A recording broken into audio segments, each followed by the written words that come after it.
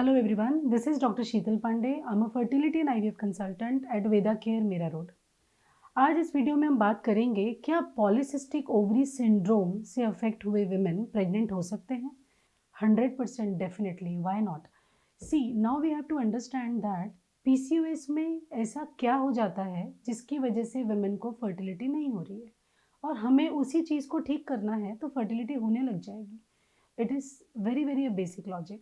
So to understand, to decode this, PCOS women generally are suffering from anovulation, means शरीर में अंडा निर्माण नहीं होना, एंड फर्टिलाइजेशन फेल्यूर, जो एग शरीर में निर्माण हुआ है उसकी quality up to the mark नहीं है, जिस वजह से एग और स्पर्म मिलकर फर्टिलाइज होकर बेबी नहीं बना पा रहे. तो यही दो मेन कारण होते हैं, एनोवुलेशन एंड फर्टिलाइजेशन फेल्यूर, जिस वजह से पीसीओ वुमेन कंसीव नहीं कर पा रहे होते हैं और इनफर्टिलिटी सफ़र करते हैं.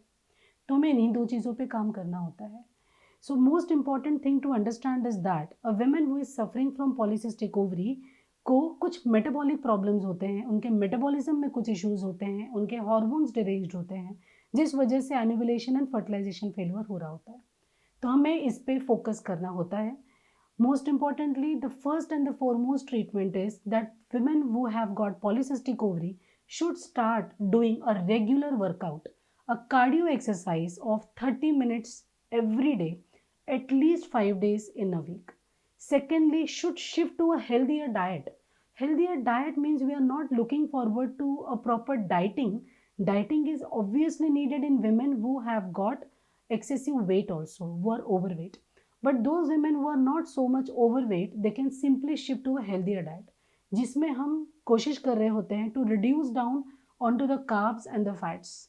So carbs और fats को एक्सेस मात्रा में लेने पर भी एक क्वालिटी अफेक्ट होती है, because on the diet in PCOS I would definitely like to make another video, so you can refer to that. Third important thing is, apart from workout and a healthy dietary change, women with PCO have got metabolic problem. Metabolic problem in the sense, generally इनमें fasting insulin की मात्रा ज़्यादा पाई जाती है, serum androgens, androgen means testosterone and related hormones की मात्रा ज़्यादा पाई जाती है. तो इन चीज़ों को कंट्रोल करने के लिए जो बेसिक मेडिकेशंस होते हैं, folic acid and vitamin B12 in combination with metformin, apart from that myonisotol, are the drugs which are given to control onto high fasting insulin levels, to work as insulin sensitizers.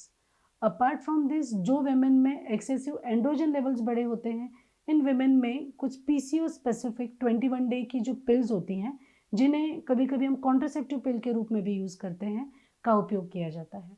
So around 2 to 3 months of medications का course दे करके, along with that, when patient is definitely doing the workout and has shifted completely to a healthy diet, इन चीज़ों को combination में करने पर patient की एक quality में सिग्निफिकेंट इम्प्रूवमेंट आता है. और फिर जब इन विमेन को हम फर्टिलाइजेशन होने के लिए ओविलेजेंस का कोर्स देते हैं, some basic medications are given, जिसकी मदद से ये टाइमली एग फॉर्मेशन करने लग जाते हैं. एग की क्वालिटी डेफिनेटली इंप्रूव होने लगती है with the help of workout, diet and the medications that we suggested. और जब ये विमेन ट्राई करते हैं, nearly 50% of women who were suffering from polycystic ovary and its related anovulation and fertilization failure naturally conceive कर जाते हैं. Definitely हम यहाँ एक्सपेक्ट कर रहे हैं कि फर्टिलिटी रिलेटेड अदर पॉइंट्स उनके बेहतर हैं, जैसे हस्बैंड के स्पर्म सैंपल में कोई प्रॉब्लम नहीं है, उनके फेलोपियन ट्यूब्स ओपन हैं, उनके यूट्रस में और कोई बीमारी नहीं है. When PCOS alone is the sole reason of infertility, doing these remedies which we just discussed will make 50% of polycystic ovary women conceive. Remaining 50% women में इम्प्रूवमेंट तो आता है, पर इतना इम्प्रूवमेंट नहीं आ पाता कि वो नेचुरली कंसीव कर जाएं. तो इन women में IUI या IVF जैसी ट्रीटमेंट की ज़रूरत पड़ती है. But this is very important to understand that PCOS women have got the highest success rate when they undergo IVF-XC. So all women who have got polycystic ovary disease or syndrome say are definitely going to conceive either naturally or with the help of assisted reproductive techniques. ऐसा बिल्कुल भी possible नहीं होता है कि कोई PCO women fertility treatment करे और उसमें कंसेप्शन ना आए. And last but not the least, most important point I want to put forth is all those women who are obese or are having weights on higher side should definitely, with the help of workout and dietary change, try to come down to their baseline ideal weight. They will notice that जैसे ही वो ये काम करना शुरू करते हैं, when they reduce by 5 to 8% of the overweight that they are carrying, उनके body में नेचुरली ओवुलेशन होना और एक क्वालिटी का इम्प्रूव होना शुरू हो जाता है. So this is in nutshell all about, can a PCOS women get pregnant? And the answer is a big yes, absolutely. So if you have any queries related to this video, please comment me in the comment section. I'll be very happy to reply you.